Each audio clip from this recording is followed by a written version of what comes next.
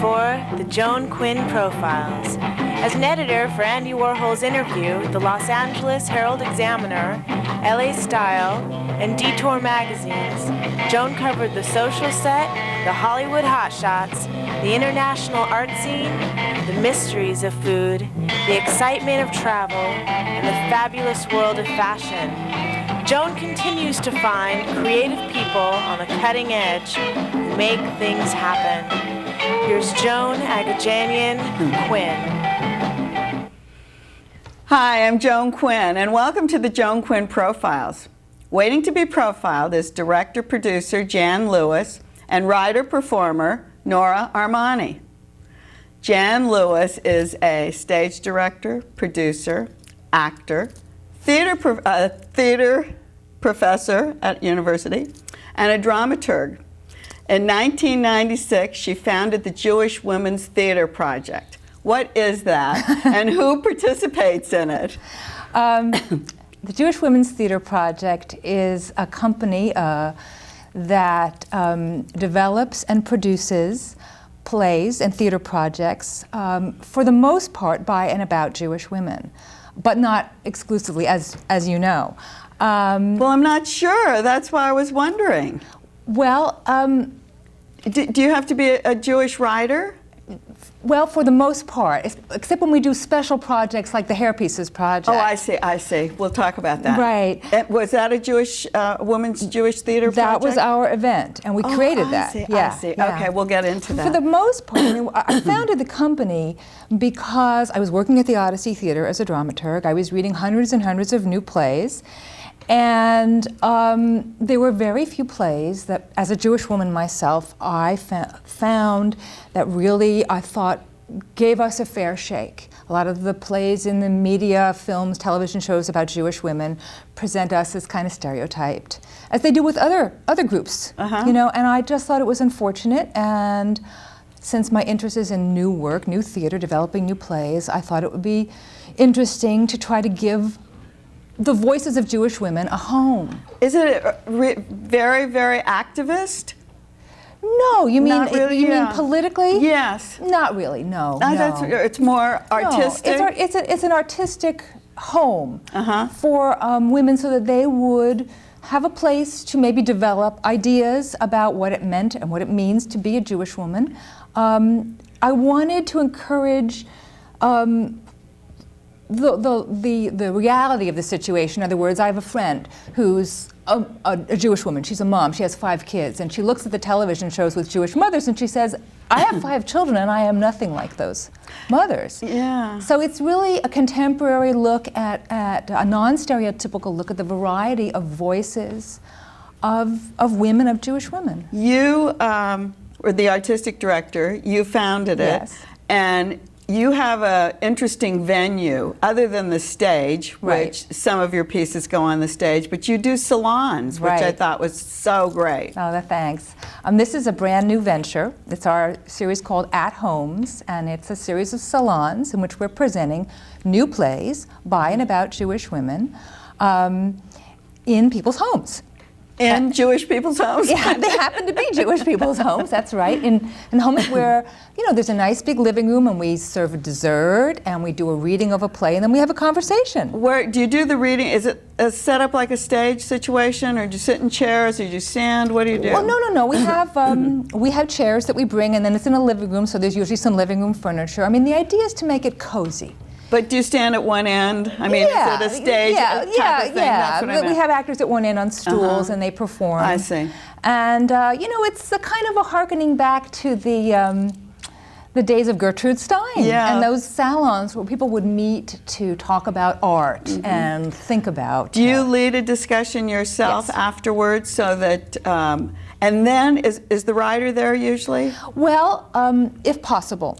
Because would she get ideas and maybe change the script or rewrite? Yeah, these are new plays. They're really new, so we do ask the audience to give us suggestions and their thoughts. And I try to encourage a kind of a very helpful discussion. So that's in a salon situation. On the stage, you produced Hair Pieces. Hair Pieces. Which was a series of shorts. Yes, stories. It was 8 short plays that we commissioned from women of all different ethnicities to look at the way that women of various ethnicities felt about their hair. So you had We had 8 different people? We had 8. I mean, 8 different groups? Yeah, we had 8 different short plays, and we put them together in one evening. It says it was conceived by Jan Lewis. It was. But do you write, if it's conceived, do you write to like intersperse these things? I'm not a playwright. Oh, that's what I wanted to know. I'm not a playwright. I do everything but that. I see. So I am not a playwright. I love working with playwrights, and I asked these women, I called up a bunch of friends, and I said, would you write me a play about hair? I see. And so that was did. your conception That's of right. what should happen. Right, exactly. And you didn't have to do any kind of writing in between to bring these people up. I actually know, and we had a playwright write some connective tissue to connect the plays together. And we did it last summer at the Hudson Theater in Hollywood. It was a great success, and I had a cast of 14 women of every imaginable ethnicity. It was fabulous. So that was great. Then you worked 12 years as a literary manager and a dramaturg at the Odyssey. Right.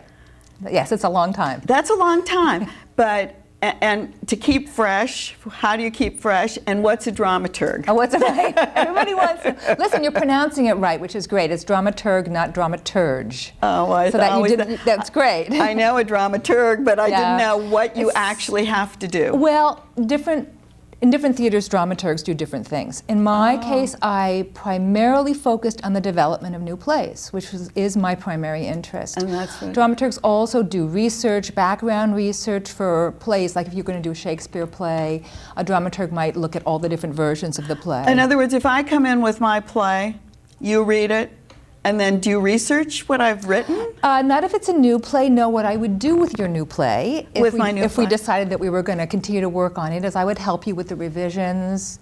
I would ask you questions to try to further develop the play, because it would go through some rewrites. But that's during your wearing your hat as a literary and manager. And I would also But as a dramaturg too? That's called dramaturgy, actually. Oh, it is. And I would then sit in on rehearsals, and I would keep an eye on the script. So you did that with every play that went on at the Odyssey? No, only the new plays and certain other plays. The brand new plays that we did, several a year, and certain of the other plays. Because that's so time consuming. Yeah, it is, but it's wonderful. And then, do you get as much out of it as they get out of it? I wondered what you take away. Well, I don't know if it's the same amount that the playwright actually takes away, but I found it, and I still find it, because I still do that work with my theater company, tremendously rewarding. I believe in new plays. I believe in new voices. So I'm still doing that. Do you get jaded because you've done it for so long? No. No. Now, you teach at the University of Judaism. You've taught at SC. You've taught at Santa Barbara. Right. What do you teach? You teach the same thing at all these different places? No, I teach a bunch of different courses. I've taught acting, I've taught directing, and now I'm teaching theater literature and history. So it depends what's needed at a particular institution. But I love it. Can you find talent in your classes? Do you find some talent? You know, you can. I mean, there to encourage people? Yes, I have done that. In fact, there's usually some special students with whom you form a bond and who you try to encourage, definitely. And have you ever used any of your students? I've used them as interns. I've used them to help me produce. Oh, you have? And we've used, yeah. But are they... Do people who have already written or been produced come to take your classes to look at a different No, these are classes in the undergraduate schools. They are? Okay. So there I'm teaching, freshmen, sophomores, juniors, and seniors, regular classes. Yeah. Regular classes. Yeah, it's great. Where did you go to school? I went to Brandeis University, and then I went to UCLA. And now I'm finishing my PhD at UC Santa Barbara. See, that's why I thought you were an old person. I was surprised to see a young person. You've served on a lot of theater panels as well, which is probably an extension of the work that you do. I know the California Arts Council always had theater panels because I served on it for 16 years. Did you? Yes. I didn't know that. I was on the council. I was probably there when you were doing the theater things. But you also were on the Nevada State Council, or working on their panels. Yep. What are they different? Yeah, California they are. and Nevada? Very different. Are they? Well, because California has a much larger population and a much larger arts population. So in California, I sit on the theater panel. Right. In Nevada, I was the theater representative to the whole performing arts panel that had music people on it and dance people. Yeah. It was a mix. It was a mix. That was also really exciting to be the only one who was representing theater. It was a big kick. And these things help the state evaluate what kind of grants to give, or is that what it basically is? Yeah, exactly. You read grants, you look at videotape, and you try to help people evaluate the grants. Well, you're the big director here. Would you like to sit back and act now and let someone else direct you? You know, I really left acting behind. I mean, I acted a lot. You know, I've done a lot of acting, and I like the producing. I like the directing. I think my acting days are probably over. You know. So that's it. We won't. We won't. I'm not looking to get cast right now. We won't have anyone be directing you. But thanks for coming with us, It's Jan a pleasure. Lewis. Thanks for watching Jan Lewis, and don't go away because we have actress Nora Armani, who's just here from Paris.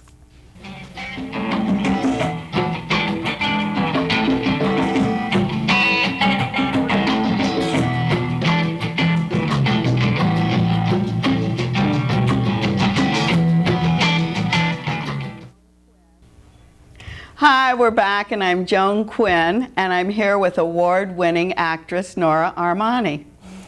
Nora was born in Egypt, and as she explains in her new one-woman play, On the Couch, quote, I was born in Giza, near the Sphinx, actually between her paws, which I thought was so great.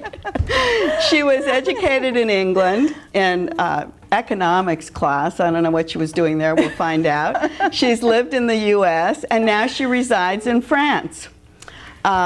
Nora is truly an international person who performs in several languages.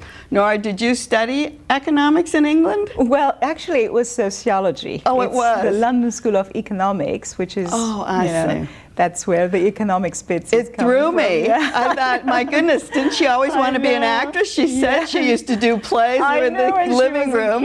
Well, it's very interesting because sociology and acting have always been sort of in parallel in my life. And back when I was growing up in Egypt, I did do a lot of theater.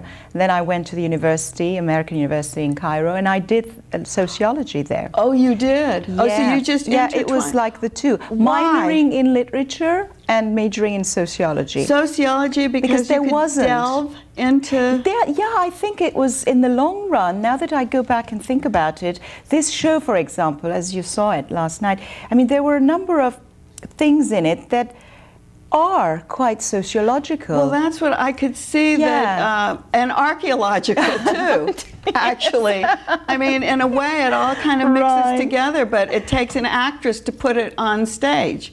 Yeah, so I mean, I think it's all very useful in the end, and because there wasn't a, during that time, a drama major in my college. Oh, I see. So I had to do English language or English literature as minor with acting, and sociology as major. But you always thought you were going to act, so the acting bug bit you it was early? always there. It was always there. Since as far back as I can remember. One, On the Couch is one of 3 plays that you wrote and traveled in, that's right. traveled around and presented all over the world, I guess.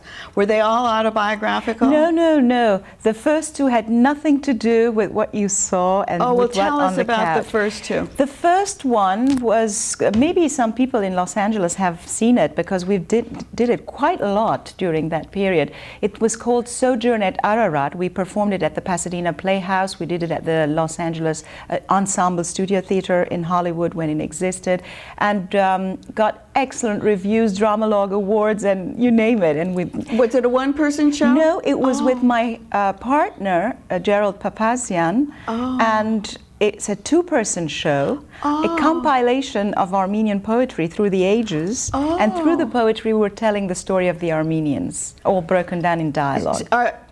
Is all the poetry Armenian written poetry? Yes, or is it but in translation, of course. But it isn't. Yes, no.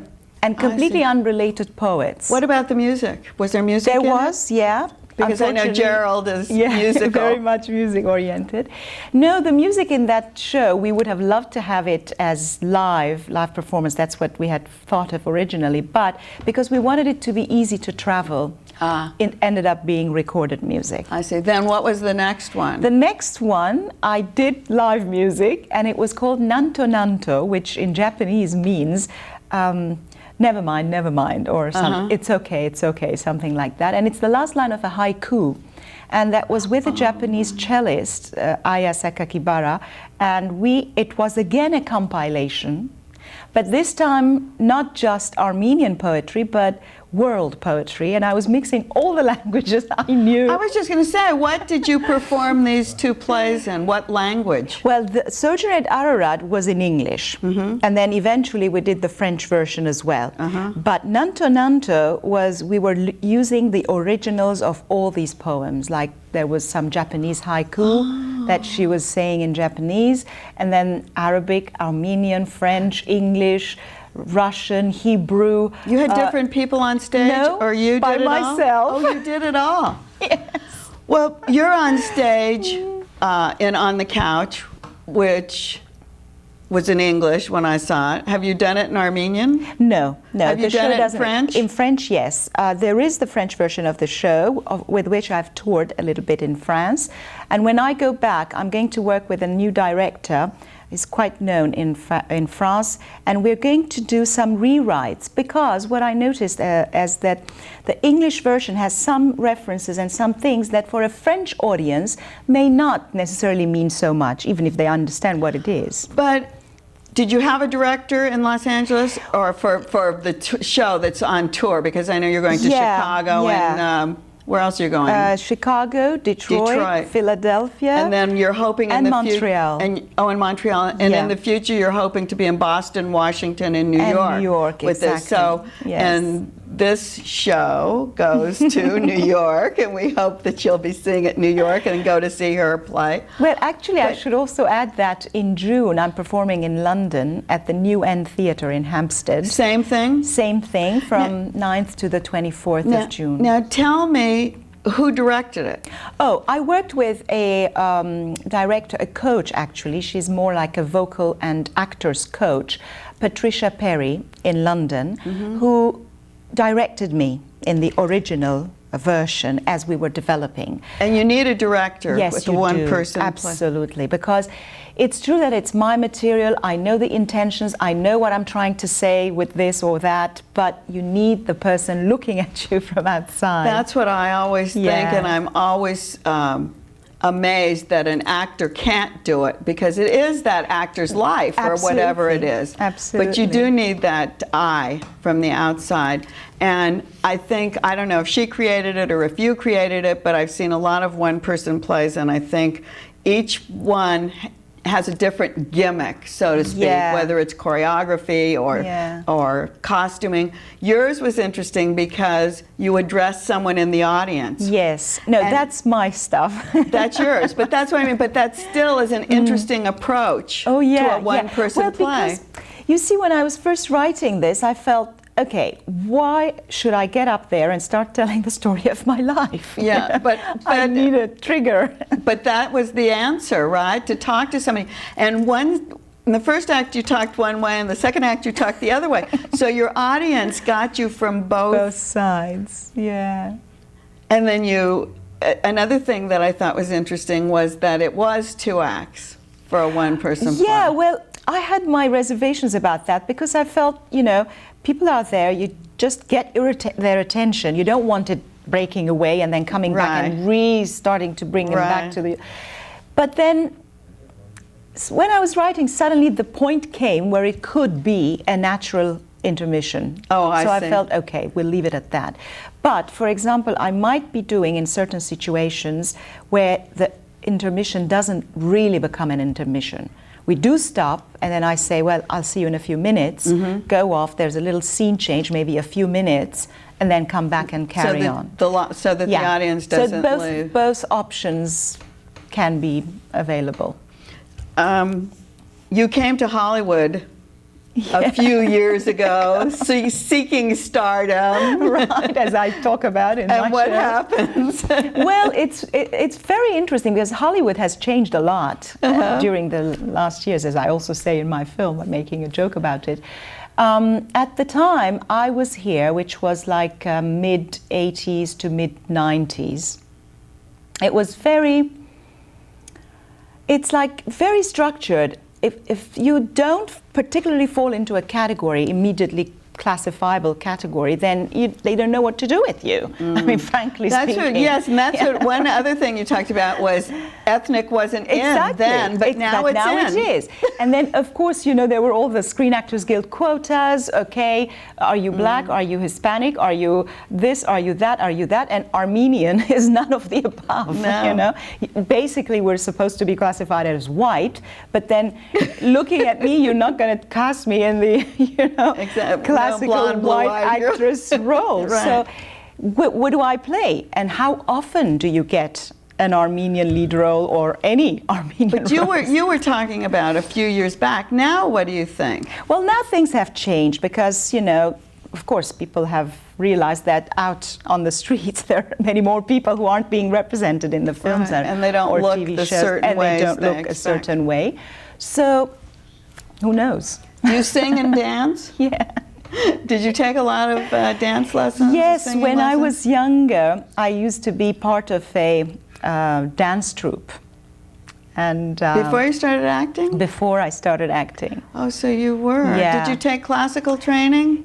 Did you have classical Well, training? it was, yes, classical and modern, but not classical in the ballet sense. It was more like folk and ethnographic dances. I see. And I was offered a scholarship to go and study dance in Russia and all that sort of stuff. that And then, right? of course, it was a big...